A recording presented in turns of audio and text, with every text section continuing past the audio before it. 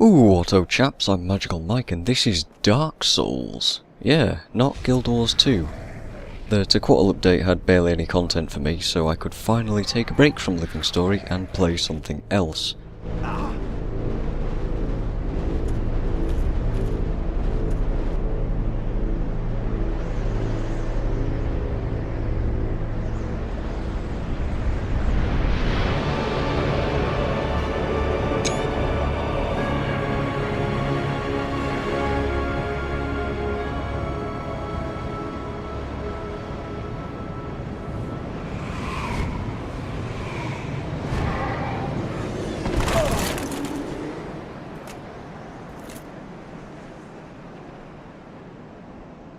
So I've not played Dark Souls at all until now, and at the time I'm recording this commentary, I'm still trying to beat the boss of this particular area. The game has this sort of reputation for being super hard, so I figured I'd give it a shot and see if it holds true. And yeah, I guess it does. I've not had that much trouble up until this point. I've killed all the bosses in 1 or 2 or maybe 3 tries each, and only lost my souls and humanity twice that I can remember. But I can definitely appreciate the difficulty. I should mention what you're watching right now has an admittedly choppy frame rate, but when I'm not recording this game's really smooth and it looks a lot better. You're also watching me visit Arnor Londo for the first time, which is where people tell me that some of the really hard stuff is, and where the game really begins. Their words, not mine. I reckon I'm maybe halfway through the story right now. But look how cool this area looks though. Up until now you've mostly been in dungeons and dingy old towns full of undead and horrible crap and a dark wood and all sorts of horrible stuff. It makes an amazing scenery change, let me tell you. So yeah, for those of you that know the game, you know what I'm going to show soon, and for those of you that don't, well, you'll see. I'm trying to think of how to link what I'm talking about together, so I'm just going to kind of wing this a little bit. Dark Souls is an RPG, so you level up, you do your standard combat styles with swords and shields and magic and all that. You can build your guy however you want, so I've built mine with loads of strength to wield a shield that I want. I've got some dex so that I meet the sword requirement, and I've got a ton of endurance so I can block and roll more. My health is, I think, maybe 3 points better than the base health, and I'm playing a full melee balls to the wall build because bows are lame and magic has limited uses. What I'm trying to say is that I die in like 3 or 4 hits, so I have to be careful about exploring new stuff. Experience in the game comes from killing stuff as usual, but you take their souls, which is the number that you can see in the bottom right of the screen.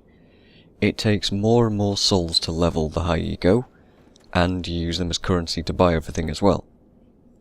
But if you die, you lose them all, you get put back to the last bonfire you rested at, which are like checkpoints where you can level up and refill your heals and stuff, and all the enemies respawn. So yeah, you can see again where the difficulty comes into it. You do get a chance to recover though if you make it back to where you died, so it's not all bad, but if you die again, all that stuff that you had is lost for good. I think that's where most of the difficulty comes in for people. It's a huge punishment if you can't level up and you constantly keep losing your souls. I think it's pretty much fair game though, if you ask me. If you notice, there's not a high enemy density in this area for most of the time, and as long as you pay attention to mobs and don't do stupid stuff, you can make progress really easily. You'll see that I take some stupid hits from these painting guardians here and there, and that's probably where I try to parry and try to be fancy and stuff. If I stick to counters and backstabs though, everything goes smoothly and it's much easier. Also, jumping off ledges tends to get you killed fairly easily as well. Now I'm going to cut to a boss fight, which is probably the easiest boss in the game. I just kind of wanted to show you how they look, and I'll do another video on a proper fight later. I'll come back with the commentary after this fight.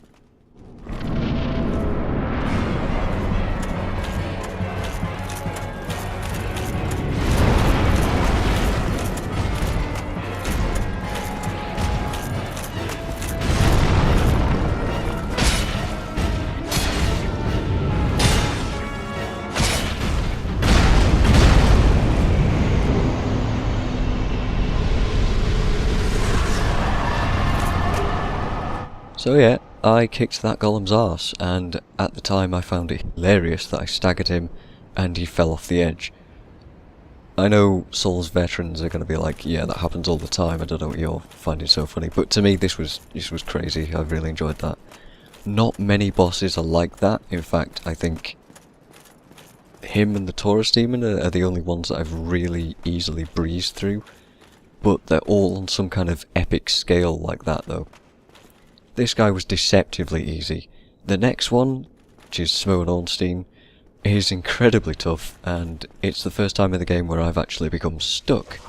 Back to the Cathedral rafters though, I figured out the trick to getting to that chest that I jumped off at earlier is somewhere else. Jumping didn't work obviously, so after realising that the design of the building is mirrored on the other side, I found out I could just jump through this hole in the pillars instead. And speaking of chests, I was cautious here because mimics exist in this game, and I just wanted to be sure I wasn't about to get eaten.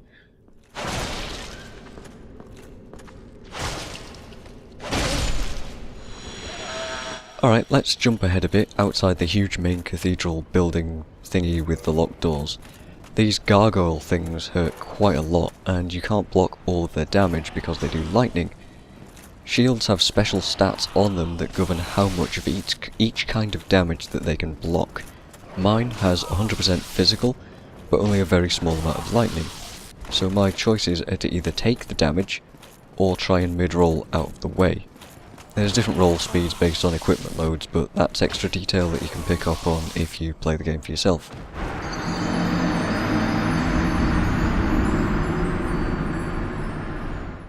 So after getting stabbed to death by these guys, I go back and deal with them more efficiently, and now for the part that people who know the game will probably want to see.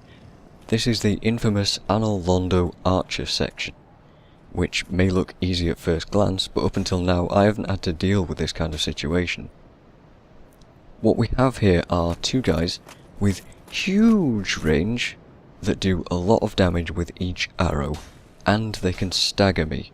Again, there's stats that govern if I can avoid a stagger and if I can poise, quotes, this thing called poise, through hits, but I can't avoid it from these Silver Knights. They stagger me no matter what I do.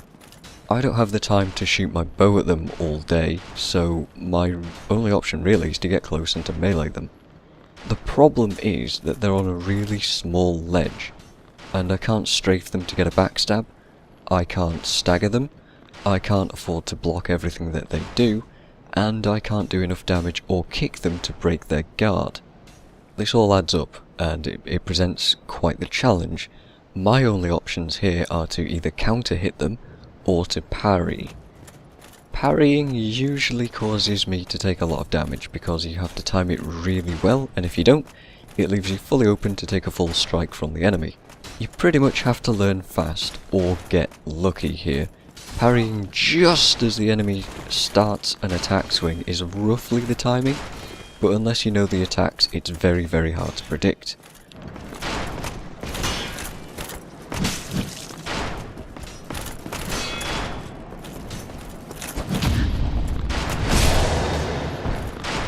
Luckily, I do get lucky on this first night, and I can breathe a sigh of relief once he's dead. And I can also see the fog behind him too. Presumably, there's safety back there. But I was curious about what there was on the other side, where the other knight was. So I took a risk, and bam! That wasn't luck.